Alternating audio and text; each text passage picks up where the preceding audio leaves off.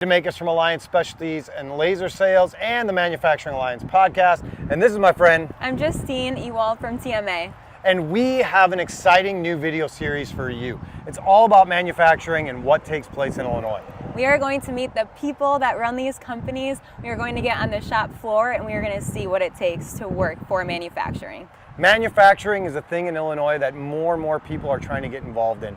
And so we're gonna find out the who, the what, the why, and we're gonna get put to the test and see if we can actually do the jobs that the people inside are doing. Where are we today? We are in Prairie Grove, Illinois at Alliance Laser Sales and the Laser Development Center.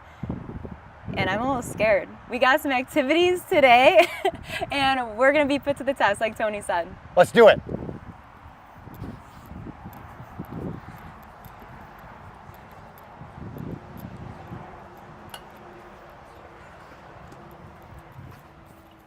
I can't wait to see what they're gonna have us do today. I hope I beat you. That's my only goal today. That's it. That is the trailer for the new series that Justine Ewald from TMA and I are going to be doing. What we want to do is we want to tell the stories of manufacturers in Illinois, and maybe listen. We've had people say, "Why stop at Illinois? Why not go like in the country or global?" Well, there's a good reason. Budget, right? We have to make sure that this works, and this is something that anybody even cares about. But the idea is people don't understand how things are made anymore. They don't understand what goes into that. They don't understand who the people are that are making these things. And so Justine and I had this idea that what if we went inside the spaces and we're able to tell the stories of the manufacturers, the owners of the company, the people on the shop floor, why they do what they do, how they do what they do, and then to take it a step further and say, can we do this? Is manufacturing something that's attainable for everybody? And so we're going to be put to the test. We are going to be given challenges each episode to see if we can actually do the jobs that the people on the floor are doing. And at the end of the day, we're going to see who is the better employee. Now, we've already had a few tests, and I'm not going to tell you who the better employee is. You're going to have to watch and see that for yourself. But we had a lot of fun doing it, and that's just the first episode. So that's going to be a lot of fun. It's going to be exciting. If you are interested in having your business seen and having that story told and what it actually looks like for you to do your job, there is contact information. I'm sure that Jack has it that we can put in the notes. I should know it off the top of my head, but I don't. I'm going to fail you right off the bat. And so I'm going to say just buckle up, get used to that. It could be disappointing for an hour, but I doubt it because we have a good guest today. But before we get to that, here's what I want you to do. If you find this entertaining or informational at all, I need you to like and subscribe to the page and to the video wherever you're seeing this, whether that's on LinkedIn or YouTube. Eventually it'll be back on Facebook once we are not blocked anymore. But like and subscribe and turn on the notifications. Make sure that you don't miss this because you're not going to want to miss the upcoming podcasts that we have. And you're definitely not going to want to miss the video series that we have with Justine and I, where we make manufacturing fun again. And so where are we going next, Jack? We're going to the golf outing. Should we talk about the golf outing? We have our golf outing coming up on September 20th. It is actually my wife's birthday. So if you come to the outing, when you come to the outing, make sure that you see her and you sing happy birthday to her. It would make her so happy. She would be so ecstatic, and she might even give you a hug because she's that caring and loving of a person. All the proceeds for the golf outing benefit our friends at iWarriors. iWarriors is an organization that was created to give back to our combat wounded veterans. We do that by delivering customized and personalized iPads to those soldiers, those men and women that put it all on the line and ended up being injured and wounded for the cause that they care about, which is our freedoms and our country. So if you are interested in playing golf or sponsoring, we're still looking for both of those. I know spots are filling up. Vanessa was just telling me today that we had more people register over the weekend. Please don't wait. I'm saying that this is probably going to be filled out in the next week or so. Yeah. So if you're interested, go to alliancelasersales.com/golf or click the QR code that's on the screen and it'll take you right there and you can get registered to play. If you don't play golf, if you're not good at golf, cool. Most of us suck real bad. And so it's not about the golf, it's about the networking and the opportunity to give back to the people that, put it all on the line for us. It's our way to say thank you to them, and serve people other than ourselves. Richard Evans is with us. He says it's going to be awesome. You've had this idea about employees battles for years, and I'm glad to see it's finally happening with the TMA. Richard, I agree. It's going to be a lot of fun. Maybe one day we can come out and see you, and you can have Justine and I design parts for somebody. Probably not real parts, because it wouldn't work. But that would be a fun project. Before the golf outing, we are going to be out at IMTS. IMTS is taking place in Chicago, Illinois this year, as it always does. It is September 9th through the 14th at McCormick Place. And we are going to be in booth 135134. We just expanded our booth because we have so much stuff that we want to bring out and show everybody. One of those things is going to be our new ID1 UR. This is our old shirt that was for that product. I'm trying to find, there it goes. And it's amazing. We've taken it to a whole new level. The guys have done an amazing job.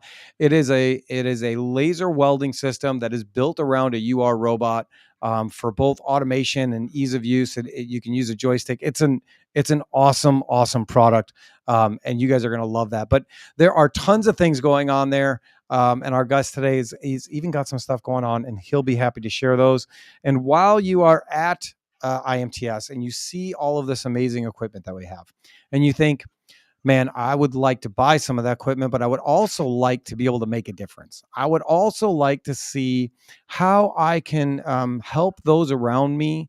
And I'm trying to figure out, like, what's the difference between Alliance and maybe this company B over here. And what I can tell you is all of our equipment is American made. We make it in our facility in Prairie Grove, where you saw the video with Justine, in our laser development center. And more than that, what we want to do is we want to give back. So with every, with every laser welder sold that we make, that's an ID1 or an Alliance Advantage laser engraving system, whatever that looks like, we are going to partner, or we have partnered with the Tim Tebow Foundation to end human trafficking. So every sale that we make is going to go towards making a difference. Not all of it, of course, but a portion of that sale will go towards the ending and the fighting of human trafficking, because we believe that God's children are not for sale, but laser welding machines are. So get your machine, make a difference, make an impact in the community. And last but not least, we have some upcoming shows. Here's what that looks like. Today, we've got my good friend Jacob Sanchez on the show. But I got the wrong company name there because that's okay, buddy. Because I did this last minute. And like I said, you might be disappointed in this show. That's fine. But Jacob is going to tell you all about his stuff. And then next week is David Ramirez. September 4th, Justine Ewald. We're going to talk more about the project that we're doing at IMTS. We're thinking about having a special guest. We don't know what that's going to look like yet. On the 18th, Amanda Walden from Chemical Methods is going to join us. And then I got it right, Rich. I don't know if you're on, but I finally spelled your name wrong and spelled your name right and got the company right. That's going to be September 25th after the golf outing. So those are all the things that we have coming up. It's a lot. And now I'm going to stop being a jabberjaws. I'm going to bring in my buddy.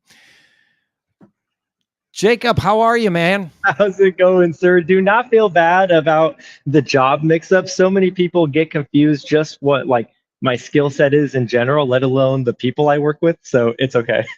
Yeah, but I didn't even have your last job on. I mean, it's not like I forgot to update it. It's just flat out wrong completely. That's on me. That's my bad.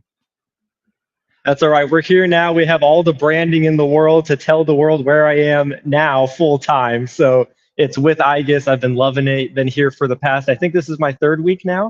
It's Awesome. been sick, man. Awesome. I know when you and I talked at, was it NPE that you and I talked originally?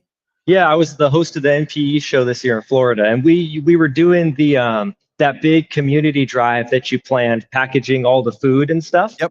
And we were chatting. Amazing. Yep. That was fantastic. So I think that was the last time we saw each other as well. But after that, that was the end of my 30 days of straight travel. So I went to California, Well, I went to Florida, California, Germany, Texas, and then ended at the NPE show all week with you and that amazing plastics industry. I remember talking to you at NPE. Like we first talked at MD&M West, and we had Mhm. that conversation, and then I saw you at NPE, and I remember you saying that like you were like, I'm more than just the media head. I'm more than the video guy and the social media Mhm. platform and doing this. I want to do so much more, right? And I didn't know what that looked like, but that's what you're doing now, right? You're still doing that. You're still being that voice of the industry, but what are you Mhm. doing now?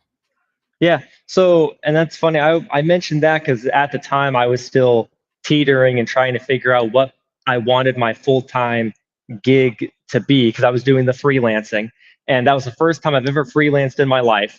Always had a full time job in the industry other than that. And I was trying to figure out like where I want my next leg of my career to be in because I didn't want to jump to another company for 5 years and then jump to another one for 5 years. Like my next jump, I wanted it to be like a long jump. You know what I mean? Yep. So after NPE, the rest of the year started moving. I got back with IGUS. We've been talking since January and flew back out to Providence. I was filming an episode of my YouTube show with MSC. And so I came here and talked to them about, look, what can this look like long term? What could we look like growing together? And at the end of the day, Felix Brockmeyer is who I was discussing with, as well as Peter Worth. We sat down and we just decided, look, there's 15 ways we can utilize you for your skill sets here at the company. Let's just hire you now and figure out what to do later. That's so nice. so I got brought on. I'm in charge of industry solutions and community development.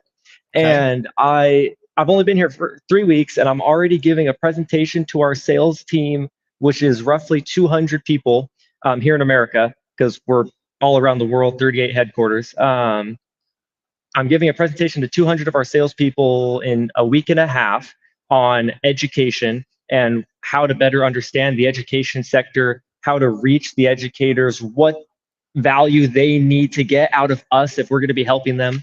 Um, I'm already working on some community development stuff that I can't say too much about, but it's going to be for I know people that that feeling. aren't, yeah, it's not going to be just for IGA's customers. It's going to be for the world. It's going to be for the industry and helping all of us better solve problems instead of talk about problems. You know what I mean?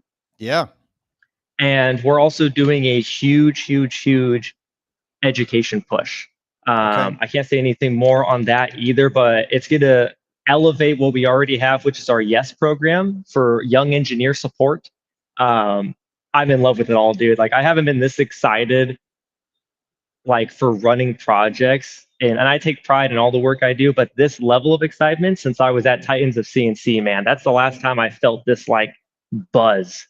You are like a giddy little schoolgirl right now. You're like, I can just tell, like you got good energy. When I saw you at MPE, you looked like you still had a good energy, right? You always have a good energy. You had a buzz to you, but now you seem like lighter. Like this is what you really want to be doing. Yeah, it's tough, man. For even my young age, I take like my career growth and where I'm trying to take the industry very seriously because of how much this industry has done for me as a person.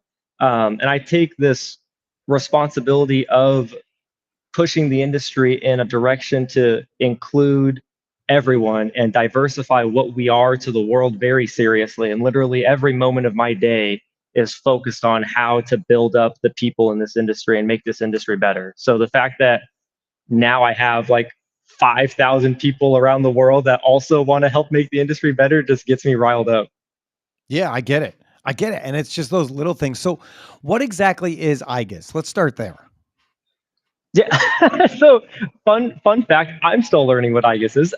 All right, we'll Basic learn together. This is awesome. This is at the shared end of the learning. day, at the end of the day, IGUS improves what moves. In any factory, in any piece of equipment, in any system, we improve what moves, no matter if that's through our components, so the things that we make that go into systems, or the things that attach to robots and keep wires from ripping each other out. Okay. We have 18 different business units, linear actuators, E-chain is and Triflex is what the black plastic I showed you was called. we have our own low cost automation division, a Rebel right here, and RBTX, which is our like Amazon of robotics but for buying solutions, not just products. Okay. So they're literally involved in all these different sectors and things of the industry. They even do stuff with the crane and harbor industry, like freight harbor stuff. We're in that.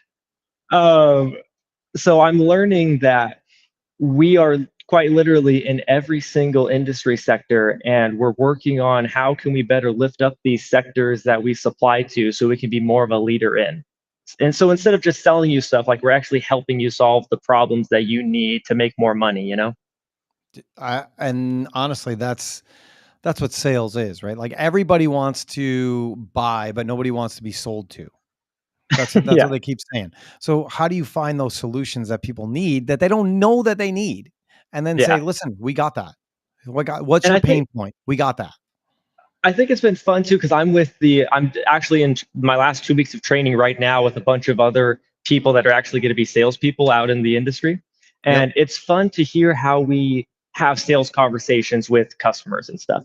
And what it seems like it's really about not just saying, "Hey, this is what IGUS's product does, and this is how you use it," but this is what our product does. This is how we've helped other people. How can we help you? Right. And if this product isn't for you, well then let's not talk about that. So it's not about convincing the customer that IGUS is right for them. It's showing them how IGUS has been right for others and if it can be right for you. And I think that's Sure. pretty powerful. Sure. I think it's one of those things where people don't know that they need you until they know that they need you. Right. And you can share those stories of how you've done certain things for different people, but until somebody's in it, they don't necessarily Yeah. get it. Yeah. It's And the like one fact of that so many people know us from just like one thing that they buy and don't know Sure. the 17 other things, you know? Yeah. One of my favorite things is when people come into our facility at Alliance because they walk around, they're like, oh, wait, you guys do that too? Wait, you polish Yeah. and you do the laser Yeah. welding? Yes. Oh, wait, you have a hot runner department? We can use you over there too. And we're like, okay, see, this is why we wanted you to come in because Yeah. our sales team does a really good job. Michelle, John, they do a great job of going out and telling the story about what we do. Hmm. But until somebody needs it, they don't care. Right? Yeah. Until they can see it themselves, they don't really get it. They don't care. Yeah. That's been the fun thing too. I'm literally in a real, this isn't like a background. This is a real little space that we have here at IGUS that we bring customers to. And it's crazy seeing people walk in here and start to like actually conceptualize the stuff that they can use to help Yeah. their business. And especially when they go, we have a whole nother building with just our robotic stuff. And Okay. it's just a bunch of robot cells running different applications. And people that don't know automation walk into that and their jaw just drops and they're like, this is what I can be doing at whatever the price. And they love that we have like just prices slapped on all of the cells. Because they're like, so I could give you this much money right now and get this. And it's like, yeah, you Well, may that's need what to people customize want. it a little more, but That's what people want. I have this much money. I want that thing. Can I have that thing? yeah, I mean, that's the power of purchasing and having that ability right then and there. yeah.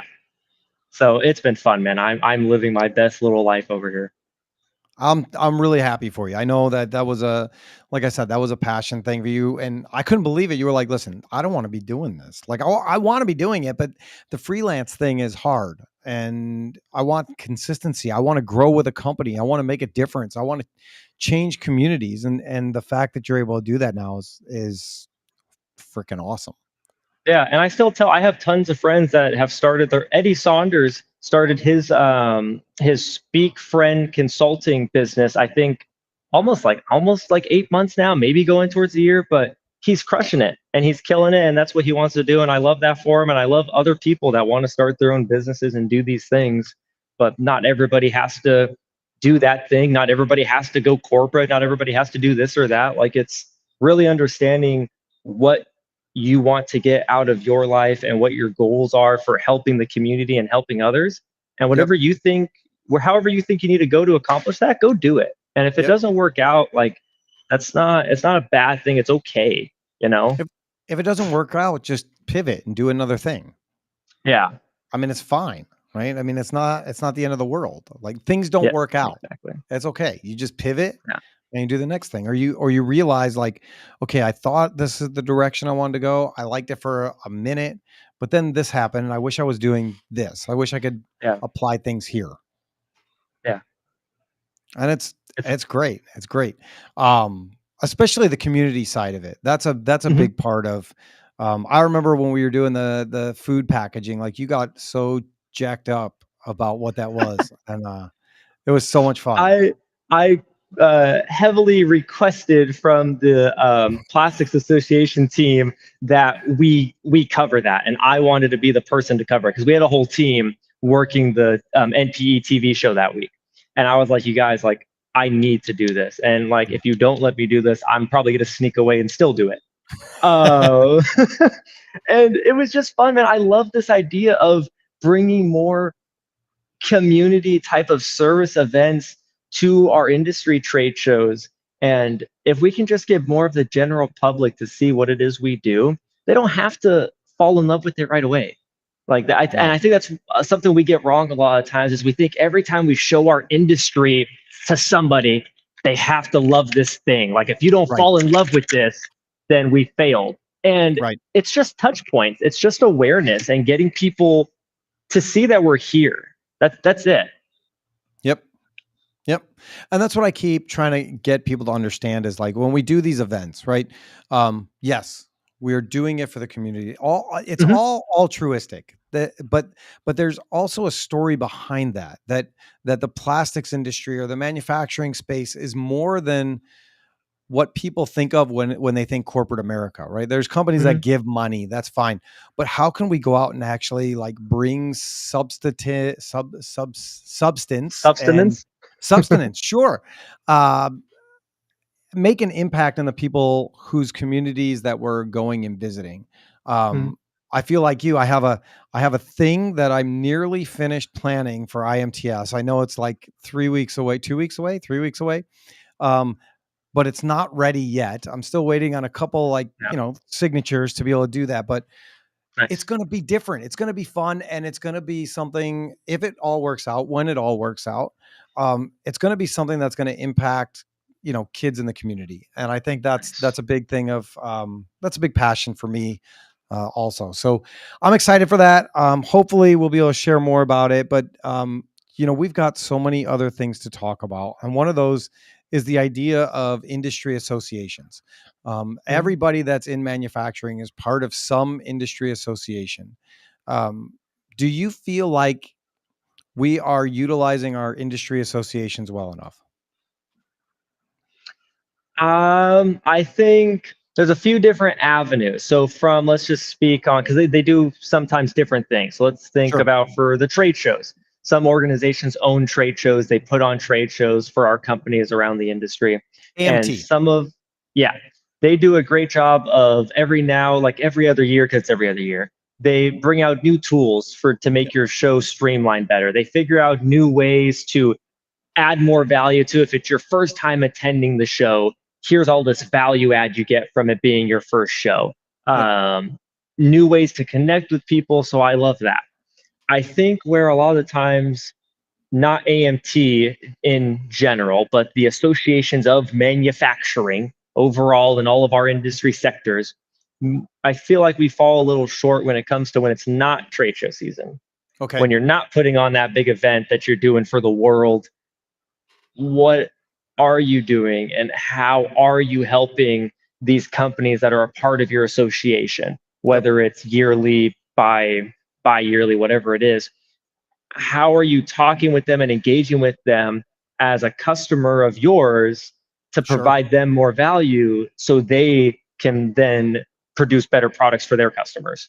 I feel like that's something that we can work on a little bit better as manufacturing companies being associated with these associations and saying, hey, I would love, because I give you X amount of money, I would love if you can actually help me solve this type of problem, or if you can actually give me some research or talk about this thing that I'm having trouble with in my industry. I feel like we can do that a little better. And I agree with you. I think part of that falls on the individual. We met with AMT. They came in and told us a little bit like, hey, we know that we put on this trade show, but do you know what we actually do? Do you know who we are and how we can help you? And I was kind of like, no. Like I joined AMT to get a discount on our booth because it Yep. was cheaper to join the association than it was to pay full Yep. price for the booth. So no, and we've been a member for a number of years, and the information that they were telling us about, like, we can do some digging for you. You can call us and say, we're looking for this kind of work. And we can send you a list of people that might be able to use your services as a customer. We Mhm. can do this, this, and this for you. And I was like, no kidding. I mean, that's pretty awesome. Yeah. Um, so I think it kind of falls on the individual to figure some of that stuff out too. Yeah, and actually, I guess associating with the right associations, because some associations will hound you, hound you, hound you to get that membership.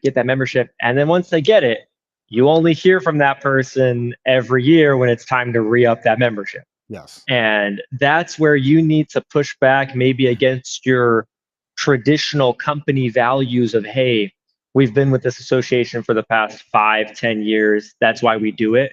To, Yeah. hey, I noticed that we're with this association for the past 5 or 10 years and we don't really do anything with them, or they don't really offer the things that I think they should be to move our company forward. Maybe we do something else Yep. and save that money and do something else, you know? Yep. And I think what's hard with that is you have to do your homework first before you can Hmm. know that. Because I would have Yeah. thought AMT is they just put on IMTS. So Mhm. let's keep our booth discount.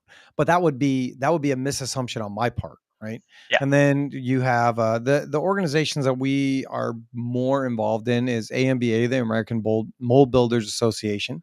We have That's a cool. good relationship with them. We are pretty involved with what they have going on. And then with the TMA here in Illinois. Um, Nice. it's great because it's nice and local, but then you also have the uh, Illinois Manufacturing Association, and you have, like, there's so many different organizations, and you want to be part of all of them. You want to be able to Hmm. support all of them.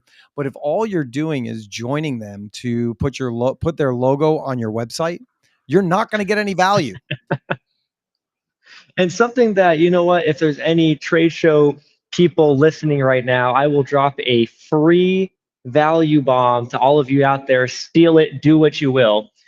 If there was some type of, like you were just talking about, a lot of regional associations and stuff, if Yep. there was a little subscription service where instead of paying $2,000 to four different industry people that I want to be a part of, if I can be with all four of these local industry associations for $1,000, $2,000, I Sure. would do that in a heartbeat over picking and choosing or spreading out my money like this. You know what I mean?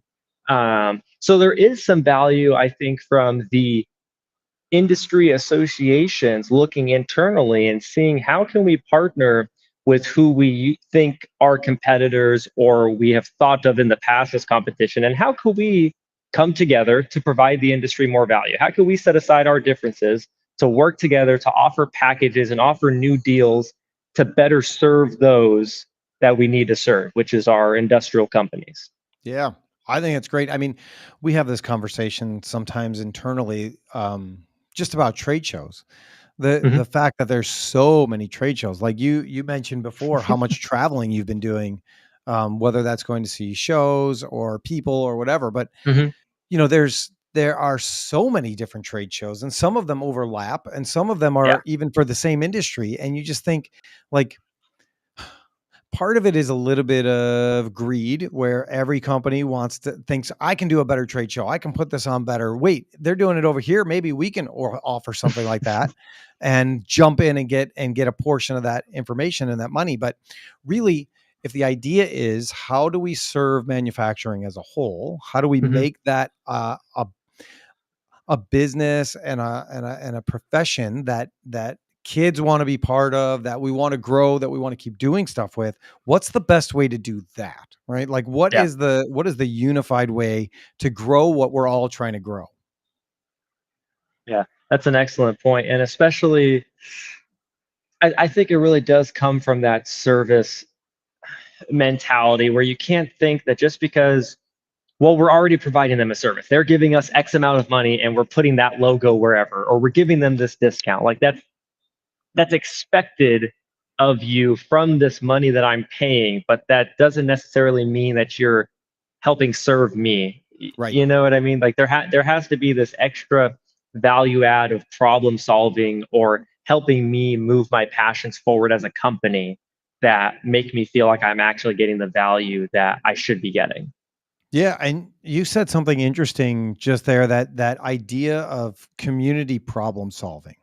Mhm. How do we do that bigger? Like that's a great question and great point is, you know, how do we have a lot of knowledgeable people in Mhm. all of these industries. How do we solve these problems together as a community? What does that look like? So something that that we are working on internally here at IGUS right now. And I'm trying to think of a way to say it without giving stuff away. Is this idea of Nobody's listening. It's fine. Whatever you say, is this it'll this be fine. idea of companies love to do content and education on what their products do and Mhm. not necessarily the problems that they solve. And I think this whole community problem solving idea really needs to stem from bringing people together in this space so they know that, hey, I'm not the only one struggling in X, and letting those people kind of in a self sufficient way help each other. But there Sure. needs to be some kind of guiding force, whether that be a company grouping them together and providing these bits of value. Um, but it needs to be self sufficient. And for that to happen, we all need to start better understanding the differences between trade secrets and actually Mm. helping each other. Because for the past 20 years or so, helping people meant giving away trade secrets, and that's not necessarily true. Yeah, I would agree with that. We usually go to the AMBA conference. They have it every year. It's a great event. And a big portion of that is roundtable discussions. So Mhm. you'll get broken off in different categories based on your position within the company, and they'll have different topics, or they'll say, what are the problems that you're facing as a company? And then everybody goes around, they write stuff down, and then you discuss that. And I think it's a great start, right? Yeah. Um, I think what causes some hurdles is our own personal egos about saying, like, I'm actually struggling in this, because a lot of times people want to come across as the biggest, baddest, best company, and not admit that we have issues and problems that we need to work through. Yeah. Because a lot of people see that if you show that quote unquote weakness, that you're going to be capitalized on and you're going to Yeah. be attacked because people want to take you out. Because honestly, back in the day, I mean, I wasn't around back in the day, but from stories that I've heard 20, 30 years ago, manufacturing was a very aggressive industry to be in.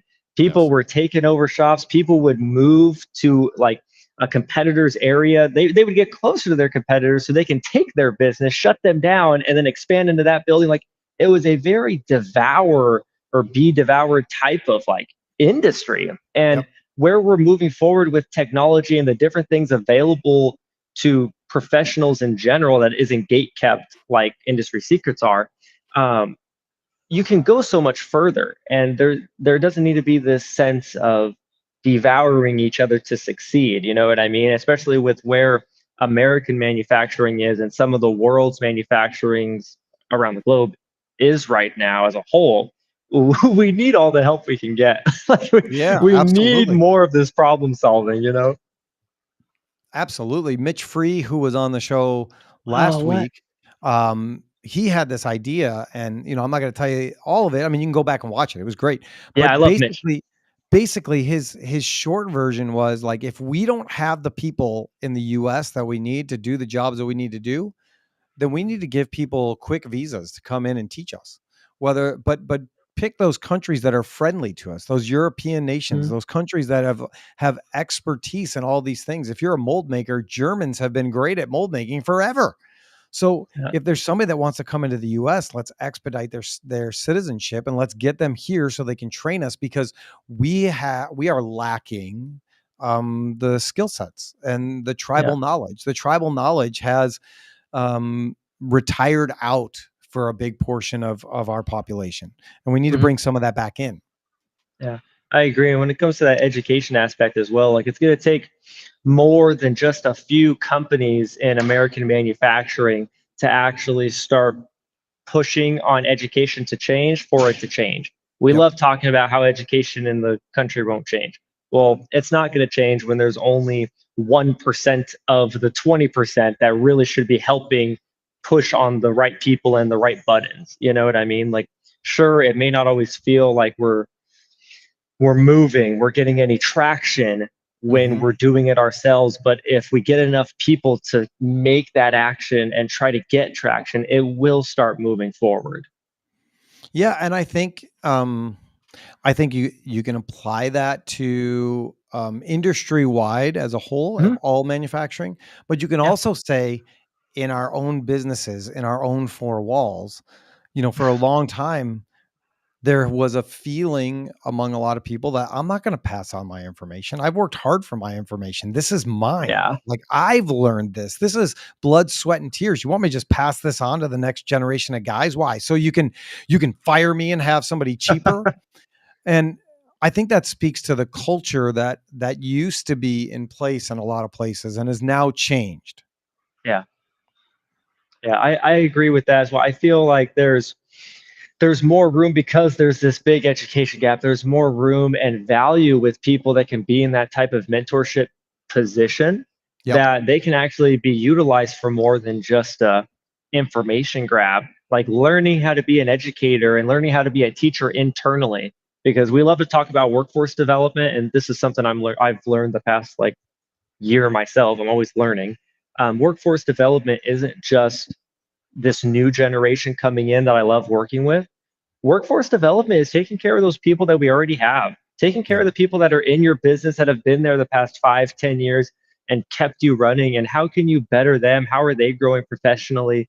That's something personally that I'm starting to learn more about and understand better because I spend with my head in the sand around this next generation. I'm at these high schools and colleges and I'm always giving them a platform because I want younger voices to be heard. But then I realized like we also still need to make sure we're taking care of those people that are trying to grow in their profession, that work at the companies already. How are they progressing? You know? Yeah, and some of that is learning and utilizing soft skills, right? Hmm. My daughter and I were just talking about this. My daughter Grace, she's in high school. We were just talking about this and the idea of soft skills and what that looks like and how that's a big thing that they're trying to teach some of the kids to have Hmm. empathy. She has a teacher that is talking about legacy and what that actually looks like, and that's a huge part of being successful in any business and having a successful business is people that are willing to do those sorts of things. When we talk about that, when we talk about the longevity of people and having these seasoned veterans, we'll call them, right, Hmm. on staff, how do we continue to not be afraid to push innovation and take those chances and those risks um, before our competitors do it? I think, and let's focus on specifically for a moment those seasoned veterans.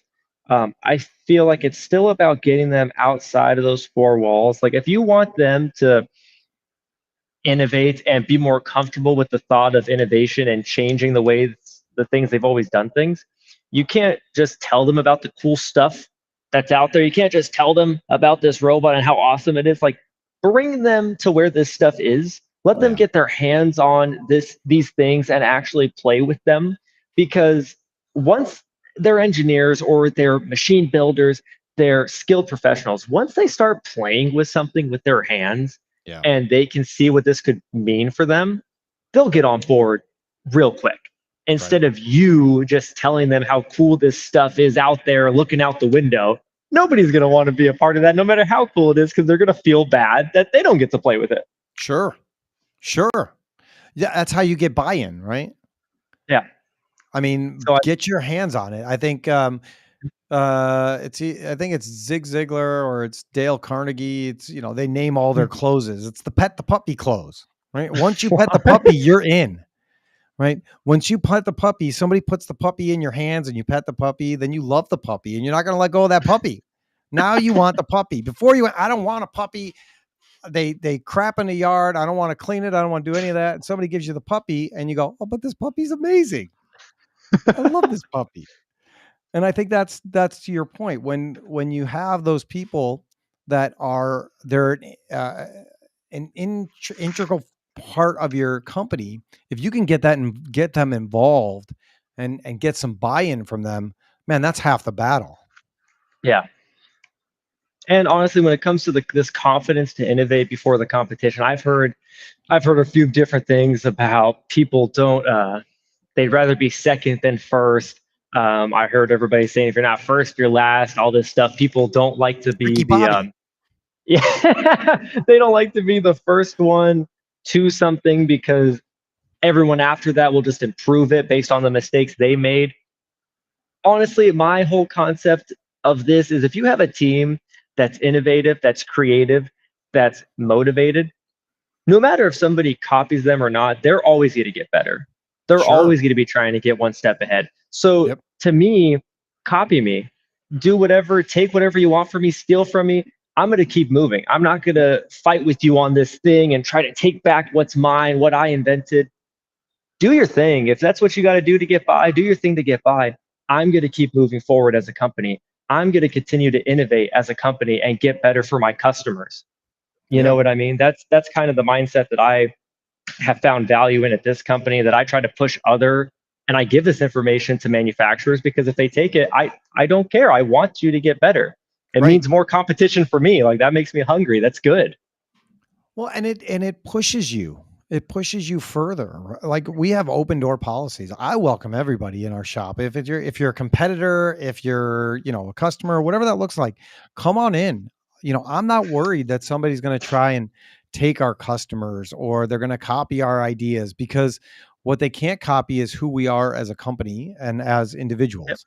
And Yep. that's the difference. That's a difference maker. That's a differentiator, right? Anybody can go buy a laser welding machine. We make a really good laser welding machine. But what you're not going to have is you're not going to have our team. You're not going to have our service side that's going to go out and show you how to use it. You're not going to have our expertise and our training and those kinds of people that are going to be the actual difference between us and somebody else. I'm not going to say names. I don't want to give them that much of an advantage. Yeah. But you know what I mean? Like, Yeah. go ahead, try and copy it. Like it happens in sports all the time. Like you have a team that wins the Super Bowl and then everybody goes, oh, we're going to steal their style. Well, yeah, but you got to have the right people. You can't just Yeah. say we're going to use this style and everything is going to be better. It's those experiences, and people can have similar experiences to you, but unless they were in that moment with you in your head, it will not be the same experience. They won't think about it the same way as you. So that's what you need to take value in is, and it's hard to understand because we're talking about intangible things. We're talking about an experience that I had in my head, and that's why I'm better. But and it's hard for companies to wrap their head around that. But that's honestly what it is. Value the experiences your team have had in their careers, in their life, and Yep. use that to bring value to your company and your customers. Yep. Yep. And, Jack is running stuff in the back and him and I talk about this in other capacities, not just in work, but mostly in our lives, right? Like the situations and the stories that God has given you in your life is not meant for you to keep to yourself. It's meant for you to share with other people so that other people can grow and be inspired and motivated by the things that you have also gone through and come through on the other end. If you keep all that stuff to yourself, it's just selfish. I mean, Yeah. it's the only way I can put it. Yeah, that makes sense. Chuck Warner is listening with us. Oh, Chuck.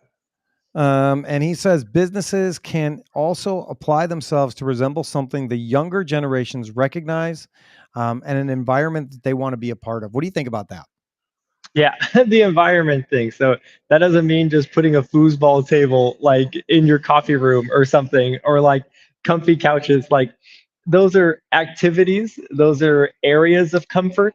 That doesn't make the environment comfortable. You can have the nicest couches in prison, and that doesn't necessarily make that environment comfortable for those people. Preach, Uh, brother. Drastic example, but the environment, it's about the way that you communicate with those people, the way that you allow them to communicate with others, with coworkers. It's about dialogue a lot of the time, body language. Like when the CEO, if you want to see how good your culture is and Yep. how good your environment is, look at the people in your workspace when the CEO walks in the room. Mm, If the CEO walks in the room and immediately everyone is this sweat dripping down, they could be a little scared or timid, or some of those people could also be scared for a reason because they know what happens when the CEO comes in or when the vice president comes in. People start getting yelled at or people get blamed for something that happened. Make it so when a manager or any type of coworker goes to your space, any type of area where there's people, there's not this thing. There doesn't need to be this thing. And that doesn't mean you're not going to have disagreements right. with people. Like you're going to get weirded out with coworkers sometimes and you're not going to agree with them all the time. But don't let it become this like toxic thing that's all that work ever is this something that you dread going to.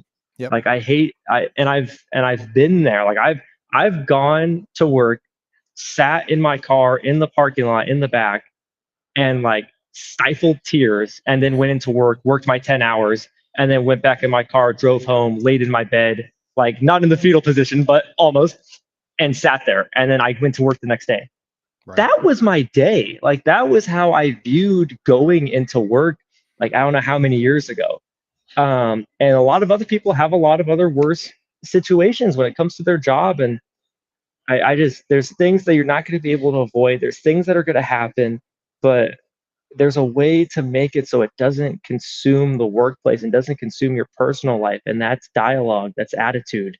Yeah. And it's going to be tough. It's not going to work everywhere, but at least trying means that you're doing something. I think I think it can work everywhere, but it's all the little things, right? Like you mentioned a foosball table. It's funny. If you want to give your team a break, right? Then a foosball table is great. If you read a story about how a foosball table can improve your organization and you put it in a foosball table and the first time somebody goes to play it, you yell at them to get back to work, you shouldn't have bought a foosball table. Like that's not your culture. That's not your strength, right? That's not what you Yeah. care about. And so, there's that balance where you might be trying to do the right thing, but you haven't let your brain get to that place yet of like, okay, what does my team really need? They need a break. So maybe we'll get a foosball table, but you have to let them have a break first, you Yeah. know? And that communication side is so big to be able to have the conversation with people and say, like, what's going on? Like, why are you not comfortable in this space? Like we talk about it all the time, how work is not slavery. You spend more time at work than you do at home. So you shouldn't hate it. And if you do hate it, you should quit. Like I can't tell you how many times I've had that conversation with people just in our own shop. Luckily, nobody took me up on it. But, if you're that miserable and you hate what you're doing and you go home and you're crying yourself to sleep on your pillow, then I think you should find a new job. And right now, people are hiring. So if you're looking for a new job, this might be the time to do it. And if you're a mold maker and you're looking for a new job, call me. Because we are always looking for more people, more skilled, quality people who want to be part of a team and continue to learn and do things. So and this is Nice. honest, I'm saying this honestly right now. If you're listening to this and you are that person or that person, I would love to hire another quality mold maker with some experience and a hot runner professional. So if you're one of those people or that person, call me. Call me. That's cool. It would be great. So when you're looking at managers, right? You're in a different role now. Mhm. And you've had different managers in the past. Mhm. What does delegation look like to you? Because And sometimes that's that's a funny. dirty word, right? I don't know. Okay, so tell me, because I've been talking about delegation a lot lately. Why do people have this not good look on the word delegation? And does it seem like offloady? Does it seem like you're pushing work onto somebody? I think it can. I think a lot of times delegation can be seen as like, hey, I don't want to clean the toilets. Go clean the toilets, right? Um, it's sometimes I feel like it's seen as a more menial job. Like I have more Okay. important things to do than to do this thing, so I'm gonna give you this thing that doesn't really matter, right? And I think there's a balance between that, and Mhm. I think it. My opinion is it would go back to the conversation and the communication that Mhm. you're having when you're asking somebody to do the job. But how do you see it? So my big thing with delegation is, but if you have a manager, Yep. and almost everybody does, or if you have a leader and you're working on a project, delegation to me is if I'm the leader and I'm saying, hey, Alexis, hey, Joe, this is what we're doing today. Yep. Joe, I need you to go do this thing. Alexis, can you help me and do this thing? When you tell them to go do those things and they go off, they should not have to work on that thing, come back to you. Hey, is this what you meant? Oh, well, no, that's not what I meant. Do something like this. Go back. They shouldn't have to do that. Like delegation to me is understanding the levels of a project, Okay. where you want your input to be placed. But other than that, those skilled professionals that you pay money to do their job very well, better than you, a lot of these people out on the floor are way better at this job than you will ever be as a leader and as a manager because they do it every day. Trust them. Let them take the autonomy in the job that they have and the task that they're doing to get it done in their own way, but with the guide rails of what you asked for.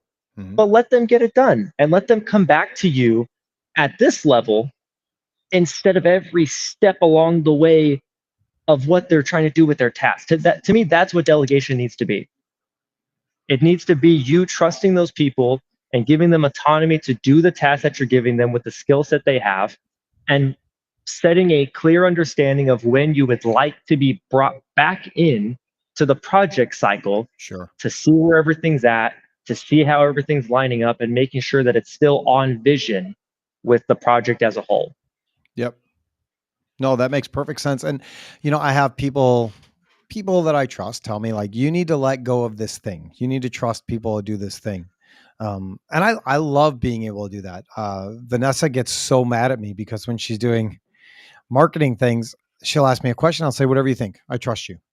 Like, do what you think. She's like, I hate when you say that. I just want you to tell me what to do. And I'm like, but I don't want to. Like, I want you to come up with a vision and the idea and have it be yours. Yeah. And I trust you to do that in this position. I think that's great. But some people thrive on that and some people don't. But I think you're right that if you're going to give somebody something, if you're going to assign something for someone to do, you Mhm. can't micromanage every part of the process. Yeah. And a cool thing that you just said that I've learned that sometimes leaders will do is when they're like, well, I just need you to tell me this thing. Like, I hate when you do that. Ask them questions. So make it more of a, well, what would you do?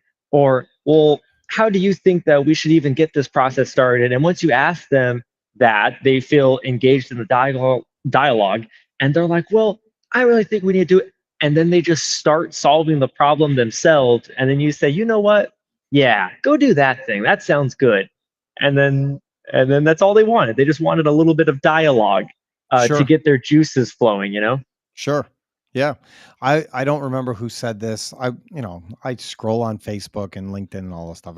There was somebody that was talking about a 1-3-1 situation where you have one problem, three ideas and one solution. So like if somebody has an issue at work, you would say, okay, tell me the issue, bring me three solutions and the one that you think we should go with, and then let's talk about it. That's I think that's interesting. amazing. Yeah. I wish I remember who said it. It wasn't me, so I'm not the genius. You Like, won't let's take just get that ownership of clear. that one. No, I'm not, I don't. I mean, if I came up with it, I would take ownership for it, but I didn't. That's funny. So there's that. But Jack and I just went to the Global Leadership Summit, which is Mhm. awesome. And if if you enjoy leadership, if you enjoy all aspects of that, then look into it next year. And if you don't want to look into it next year and you just want the content right now, you can just download the Global Leadership Network. I think it's Team 365, which is awesome. So much good content there, Nice. and I don't get any money for saying that, which is great. But one of the things that they talked about is having a to don't list. So leaders need to have a to don't list. So everybody tries to cross things off their to do list. But what about those things that you shouldn't be doing? Like, give that to somebody else.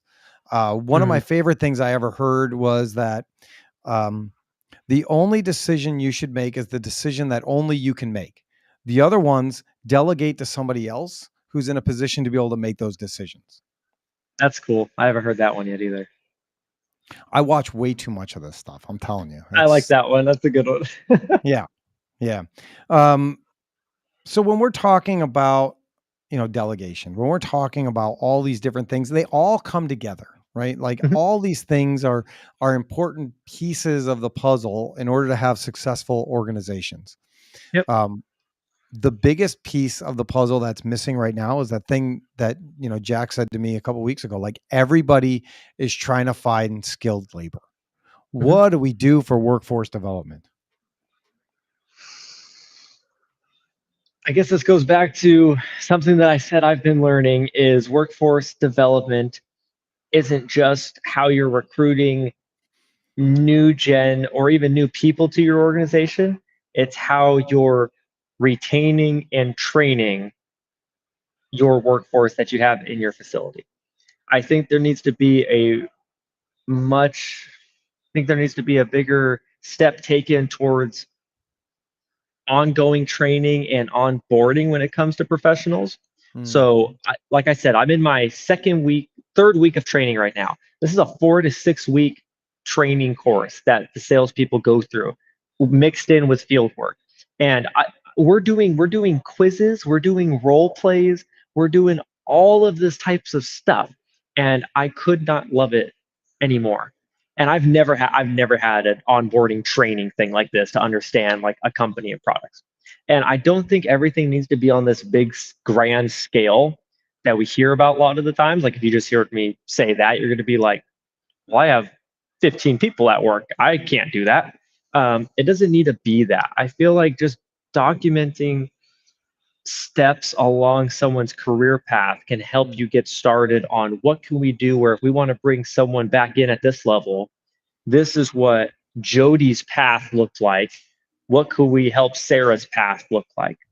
But okay. there needs to be that level of documentation. Like you need to take steps to record information and experiences and problems that people have had in their career working for you to make it better, to make the next person's transition into that role smoother and Mm, faster. There needs to be documentation behind that. yeah. I think that's great. One of my favorite companies that I don't work at is Westminster Tool. I don't know if you know anybody. Do you know Hillary and Hannah and that whole crew? That that name sounds familiar. Like I feel like I've seen that company on LinkedIn. Yeah, you would. I mean, they do an amazing job. I learned Nice. so much from them. Um, and they're really big on that, right? They're really big on continuous improvement and learning and staying curious about everything. And one of the things that they do that I absolutely love is they have a process for everything that they do, right? Mhm. This is how you run the CNC machine, this is how you cut this is how you do these things. And so what you get, so if you're a new person, you Mhm. get the current bible for that project and that process, and your job is to learn and make adjustments and changes to that document so that the next person that gets trained has all the previous experience and knowledge, and now your experience and knowledge in a working, living document that continues to grow and get better so that they can expedite the training process with every single person that they hire. That is freaking sweet. It's so cool, right? And it's so easy to be able to do those things in theory. It's different in practice. Um, Yeah. but just that level of recognition that like, okay, you are not the last person that's going to have this job, like this guy, right? You are not the last person that's going to have this job. So here's what I need you to do. I need you to take notes and make it better for Erlacher when he starts in a couple weeks. Like that would be life changing in so many different ways. Cause what you end up doing is like, now you got to teach poor Brian here everything that you taught this guy. And it just takes Mhm. longer and longer and longer instead of learning from a team member, instead of like a superior or somebody else. That's freaking genius. Yeah. And then that way you don't have always these drastically different experiences that makes the new hire feel bad, where they ask their colleague, oh, like, I don't understand this. Like, do you know this? Oh yeah, like I got taught that the first like 5 days on the job. And then you make the new hire feel bad because they're like, oh, why am I not getting trained the same way? Or why am Right. I not getting taken care of in the same way? Sure. And you're putting this sour taste in that new hire's mouth a week onto the job. Not saying that it'll stick forever and all that stuff, but it's just, why do it? You Right. know? And there's things that you don't even realize, you don't even recognize that you have to say. One of the things that an example that they gave me over at Westminster is they had this new hire, and they had just finished a mold and it was diamond polished, and it looked really, really smooth. And so she wanted to feel it. So with her finger that was like sweaty and oily and greasy, she decided to touch the diamond surface to see if it was as Oh smooth as she thought it was. no. Well, what she learned is you don't touch a diamond polished finish with your fingers. And That. like you would never really think, because you already have that knowledge, right? Like Yeah. it's tribal knowledge. You would never think to tell somebody like, don't do that. Yeah. And so in a way that didn't make her feel ridiculed or belittled or made fun of, or, fill in the derogatory thing, they have an open platform, an open opportunity to speak every morning Mhm. about what did they learn this week. And so this person was able to say, do not touch diamond polished surfaces. This is what happens when you do that. And it's a cool way to do that, because instead of being like, you moron, what were you thinking? Like, now it's a learning experience for everybody in the company, and Yeah. everybody in the company for the future. And I like the group setting. The group settings can make things feel more comfortable if you do it in the right way. Sometimes it can be scary and terrifying, and if you do it the right way, it's one of the most comfortable ways to go over issues or things that happen, challenges that happen, you know? Yeah. I think it's great. The hurdle with that is you have to have people that are willing to speak and Hmm. be part of the conversation. There's nothing worse than when there's issues, and you come in and you're like, hey, let's talk about these things, and people are like, no, we're good, everything's good. And It's then like fine. an I'm hour fine. later, somebody says, can I talk to you about something? You're like, no, we were good. Like, Oh my gosh. there's so many things. There's so many things. Hey, we're about an hour and 2 minutes in. You ready for some 5 questions? You want to play 5 questions with us? 5 questions? Yeah. Sure. Yeah. I probably should have watched an episode before this to get my bearings. You'll be fine. I'm sure. Jack, you want to lead 5 questions, or you want me to do it? I mean, sure, I can do it. I mean, somebody should hear your voice eventually. Yeah, I guess so. All right, let's do it. All right. So, question 1. What is your favorite motivational quote that you live by? Motivational. People don't buy what you do; they buy why you do it, by Simon Sinek. Ooh, that's a good one. So it's not motivation. I don't know. It makes me feel good. Yeah. Yeah, that was one that was all over our incubator class. Really, Yeah. Yeah. I love a We lot learned of about his Simon. quotes. Yeah. I mean, it makes sense because he's an optimist. Like, that's his title, is optimist. Yeah. That's if you could say, like, what do I want to do when I grow up? I want to be an optimist. Be an optimist.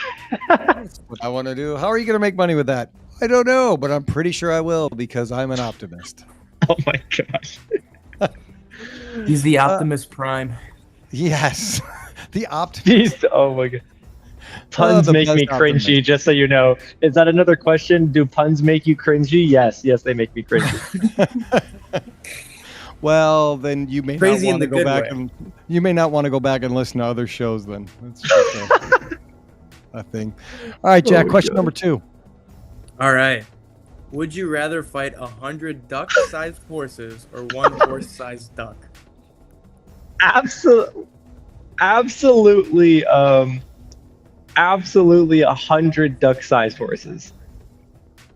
There's no way. I'm going to be dropping knees the entire time. But one horse-sized duck, that's actually insane. You know how ripped horses are? Imagine a ripped duck. It's basically a dragon. Yeah, that would be. But yeah, look at that giant beak. Yeah, no, 100 duck-sized horses, absolutely. Although 100 of anything is kind of terrifying. I don't know, dude. I think they'll be tripping over themselves. No, I'll be good. 100% confidence. I'm good. All right, I agree with you. I would say that's a correct answer, but no, we're not keeping score. All right, Jack. Question number 3.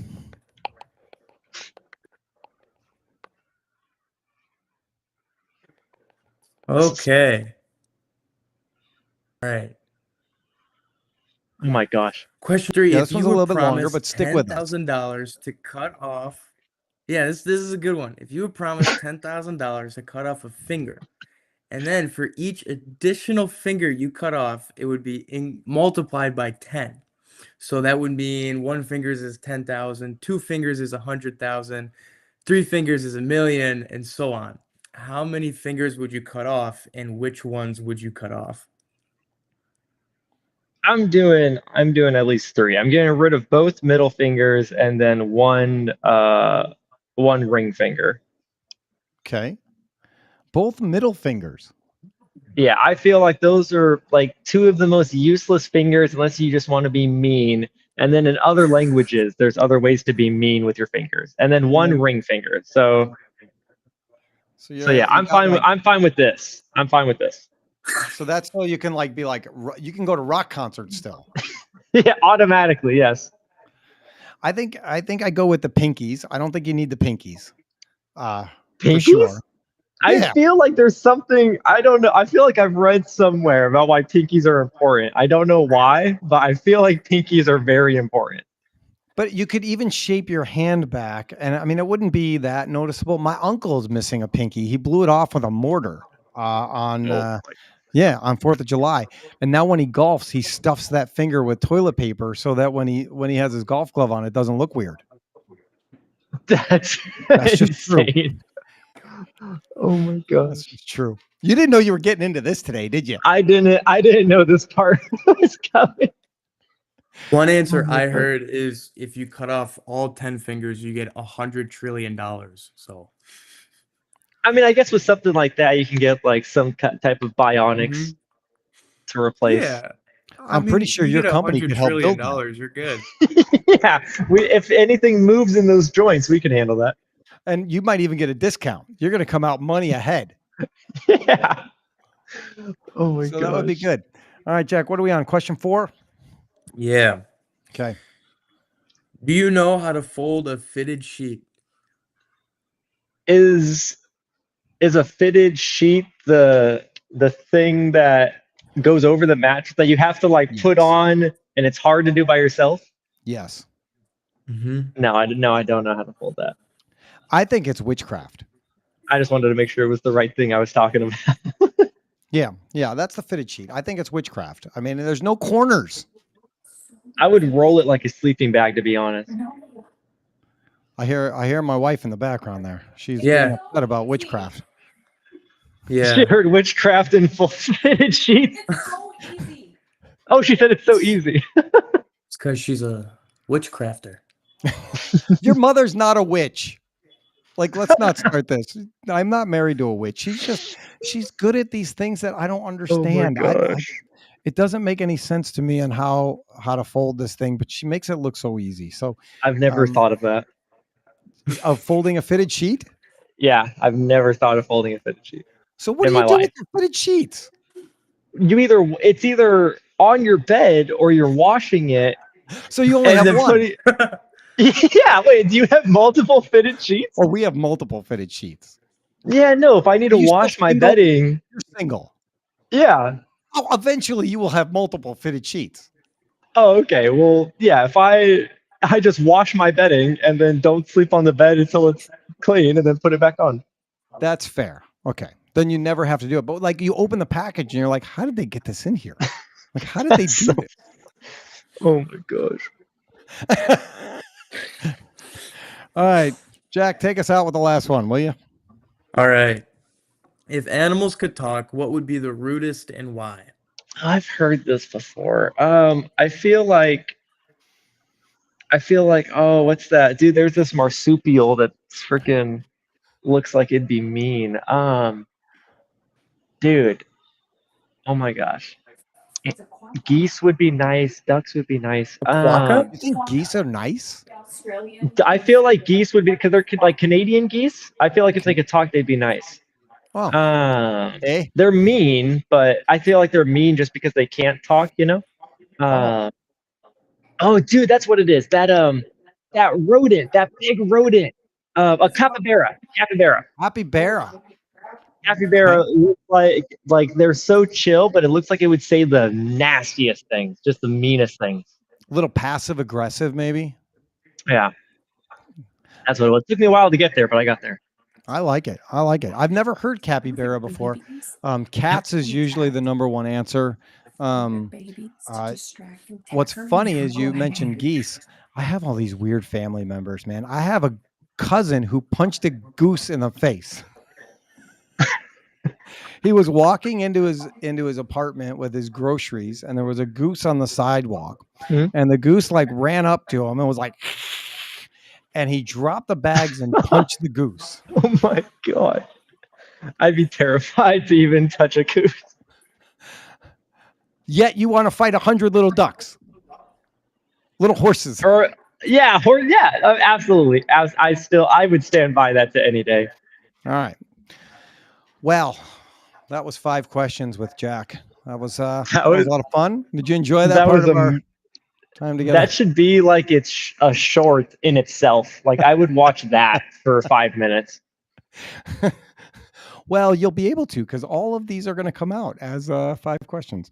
We've had some fun Beautiful. ones. It's I think in life you can take yourself way too seriously, and Mhm. there's no point in that. I think the laughter is where relationships are built, and that's really what we want to try and do. So, anything else, Jacob, that you would like to cover and talk about today? Let people know about. What are you doing at IMTS? I got tons of stuff at IMTS. My company's gonna have 2 booths. 2. I'm gonna be doing one of my how-to YouTube shows with MSC Industrial Supply at the event. I'm Okay. unveiling a new product in the Kennametal booth. I'm gonna be on the IMTS main stage with Pro Shop and making chips on Friday. I'm gonna be running around introducing myself to old colleagues, new colleagues. I am hyped for IMTS. Good. That's awesome. I knew you'd have a lot going on. Yeah, and then other than that, nothing else except for stay on the lookout on my LinkedIn channel for all the updates that I'm going to have with what's happening here, what's happening out in the industry. Still doing all of my education talks and speeches and presentations. And then final words from me on any podcast or speech I like doing. I always do a little mental health thing at the end. It usually comes to me during the episode, and I guess today's is just because other people don't like what you're doing doesn't mean that you have to hate what you're doing. There's going to be a time in your life where people are going to be wanting to help you because the thing that you're doing may not be good for you, or you may not be seeing how it affects others. But when you're doing something good and you know that it's what you want to do and it's going to bring passion to your life and to the industry or to the people you're trying to serve, just to the people you're trying to help, do that thing, even if other people are telling you not to do that thing. Yeah, I like that. I like that. There's so many outside voices that can intrude into our brains and keep us from doing the things that we know we should be doing. Yeah. There's a guy out of California. He is a pastor at a church called Mosaic Church, Erwin McManus, and I heard him speak one time, and he said, "Your freedom is on the other side of your fear," and it's that idea of what you're talking about, right? Like just because people are saying this is a bad idea, or it's holding you back. If you know it's the right thing to do, then do that thing. Yeah. So that's it for me. Cool. All right. So this is a live show. If anybody's still with us, I see somebody just joined us. They're called Black Squid DJ Audio. I don't know who that is, but hey, welcome to the show. I hope that you enjoy it a little bit. We always close our shows with a prayer. And so I would ask, if you are with us, if you have any prayer requests or things that you would like us to pray about, go ahead and put that in the chat, and we'll do that. Jacob, any prayer requests for you? I have nothing off the top of my head right now. All right, suffering it is. No, that's a joke. I'm not gonna put you suffering. That's a joke. Oh my gosh. That's a joke. You weren't ready for that one either. That's fine. I think we've got a lot of exciting things coming up, like I talked about. IMTS is going to be great. I hope that you can make it by our booth, or we can catch up a little bit while we're out there. And if our event, if our E210 event is able to work out, which I really hope it is, then I'll let you know when that is, so that you can come by and share some thoughts on it as well, and just be a part of it. It's not going to be, the goal is it's going to be short and sweet. It's going to be something that's going to be continuous. It's not going to be something that's going to take hours of somebody's time, because the trade show is very valuable and it's expensive, and you want to get the most of it in a lot of different ways. So we're trying to learn different things from the different opportunities and experiences that we have with other people. And so hopefully this will be a quicker, easier thing for people to participate in, that will also make a really, really big impact. So, all right, I'm going to pray real quick, and then we'll wrap things up, if you're good with that. Let's do that. Heavenly Father, thank you for today. Thank you for Jacob. Thank you that you allowed us to come together and become friends, and just somebody that I can laugh with, and have a partner in the industry who likes to have fun and give back and pour into people in the community. Thank you for all the opportunities that you give us. And really, I just want to thank you for knowing us, and being the very first creator, and calling it good. Thank you for showing us what that looks like. And I just pray for whoever might be going through it today, or they might be going through it tomorrow, whether that's health or finances or stress or family or whatever that might be, that they would be able to find a little bit of comfort in knowing that you're there, and that they're not alone in any of those situations, as long as they can give themselves to you. And so I just pray all these things in Jesus' name. Amen. Jacob, dude, I love you, man. I'm so glad that we got to catch up and hang out a little bit. This was amazing. I'm looking forward to the next time. I will say this, and I genuinely mean it. The first time we met face to face was at MD&M West. And you are just so genuinely enthusiastic and happy that I felt instantly able to talk to you and connect with you. It was like this joy of just being with other people. And so I want to thank you for that, because that's not something that you experience all the time. And I feel confident in saying that if you bring a little bit of that to your new company, man, you guys are going to be so successful, because you by yourself are a force of positivity and motivation and inspiration. And so I want to thank you for that, and for just giving me some time today and hanging out. It was awesome. Thank you, brother. That means a lot, and being on here with tons of fun. I'm glad we had some people stopping in. I can't wait for everybody else who didn't get to stop in to check it out. All right, buddy. Thank you. Enjoy the rest of the day, and we'll chat soon.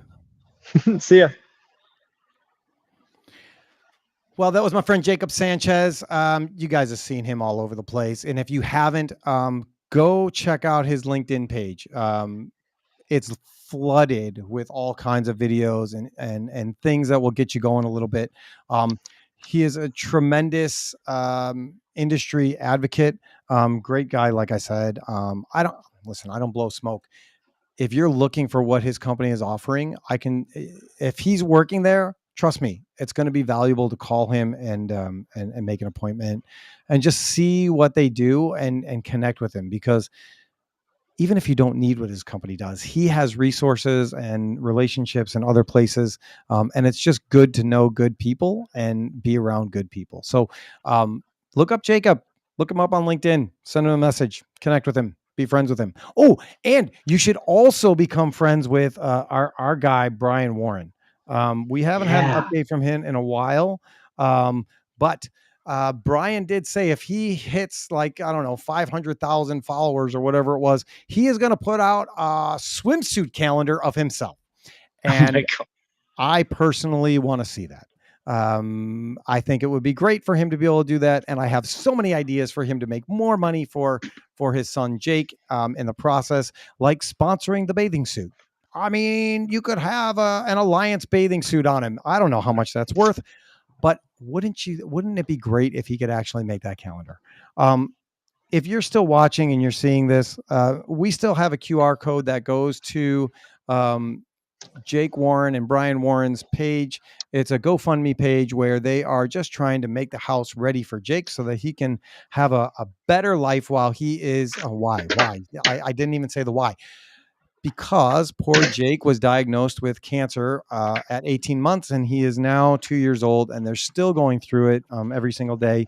And so we just want to do our part to help out our friend and his son. So if you would, if you like to do that thing, if you want to give back, if you want to donate, there is a QR code on the screen where you can do that. Love you, Brian. Hope everything is going well. Yeah. I think that's about it. We will see everybody at IMTS. I hope to see you at the golf outing. I hope to hear from you that you want to be part of the Make Manufacturing Fun Again process. I love you all. Thank you all for watching, listening. Take care, and God bless.